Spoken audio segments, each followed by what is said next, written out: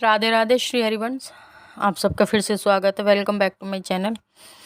हम जब भी कोई अच्छी चीज़ें आती हैं, जैसे कि कोई धर्म सनातन धर्म से रिलेटेड होती है, हम उसकी कथा या उससे रिलेटेड आपसे लेके आते हैं। जैसे कि बैसाख माह चल रहा, जो कि बहुत बड़ा पुण्यमय महीना है।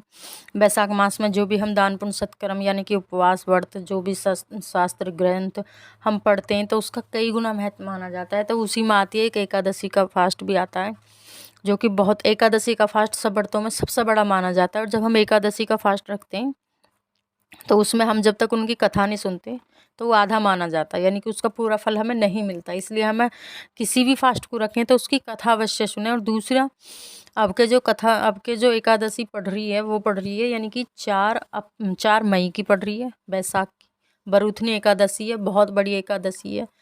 ये मानो कि अगर हमने कई हजार अश्वयुग के बराबर इसका फल है। इसे अगर हम और एकादशी भी ना रख सकें तो इसका तो ज़रूर पालन करना चाहिए। जो खास एकादशी आती है उनका हमें ज़रूर पालन करना चाहिए। और इसमें इसकी कथा के बारे में सुनते हैं कि देखते हैं कि क्या इसमें वर्णन किया गया है। युधिष्ठिर बोले कि हे वासुदेव, वैशाख कृष्ण पक्ष की एकादशी का क्या नाम है, उसकी महिमा मुझसे कहिए। श्री कृष्ण बोले कि हे राजन, वैशाख कृष्ण पक्ष की एकादशी का नाम बरूथनी है। वह इस लोक और परलोक में सौभाग्य प्रदान करती है। बरूथनी का व्रत करने से सदा सुख रहता है, पाप ही हानि और सौभाग्य की प्राप्ति होती है। 10,000 वर्ष तक तप करने से जो फल मनुष्य को मिलता है, उसके समान फल बरूथनी का व्रत करने प्राप्त होता है। नरोत्तम, यह एकादशी बहुत पवित्र व्रतों के पापों को दूर करने वाली और मुक्ति को देने वाली है। हे नरपश्रेष्ठ, घोड़े के दान से भूमि का दान, सबसे अधिक तिल का दान, उससे अधिक स्वर्ण का दान और स्वर्ण दान से अधिक अन्न दान है। अन्न दान से उत्तम कोई दान न होगा। पृथ्वीदेव, मनुष्य की तृप्ति अन्न से ही होती है। उसी के समान कवियों ने कन्यादान को कहा है।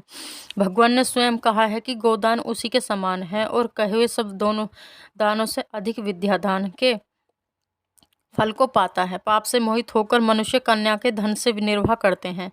वे मनुष्य महाप्रलय तक नरक में रहते हैं, इसलिए कन्या का धन कभी नहीं लेना चाहिए। जो कोई आभूषण पहनकर यथाशक्ति धन सहित कन्या का दान करता है, उसके पुण्य की संख्या करने को चित्रगुप्त की भी सामर्थ्य नहीं है। हे राजन, इस विधि से वरुथनी कही गई। ये पापों को दूर करके अंत में अक्षत गति को देती है। रात में जागरण करके जो जनार्दन का पूजन करते हैं, वे सब पापों से छूटकर परम गति को प्राप्त होता है। हे नरदेव, इस कारण पाप और यमराज से डरे हुए मनुष्य को बरूथनी का व्रत करना चाहिए। हे राजन, इसके पढ़ने और सुनने से 1000 अश्वमेघ यज्ञ का दान करने का फल मिलता है। 1000 गो दान करने का फल मिलता है और सब पापों से छूटकर विष्णु लोक को जाता है। इतना बड़ा पुण्य इस कथा मात्र सुनने का है। और जो इसमें हम, जैसा कि हम एकादशी का फास्ट करते हैं, उस दिन भी दान पुण्य जो भी हमसे बने अन्न को छोड़ के नहीं करना चाहिए। लेकिन दूसरे दिन यानी कि द्वादशी को पालन के समय हमें विष्णु भगवान के समीप जो भी हमसे बन सके उसमें हमें दान अवश्य करना चाहिए। जैसे कि अन्न का दान, तिल का दान, और जो भी हमसे बन सके, जो भी जितनी हमारी सामर्थ्य है, हमें ब्राह्मण को या जिसको ज़रूरतमंद लोगों को हमें दान अवश्य करना चाहिए। राधे राधे श्री हरिवंश।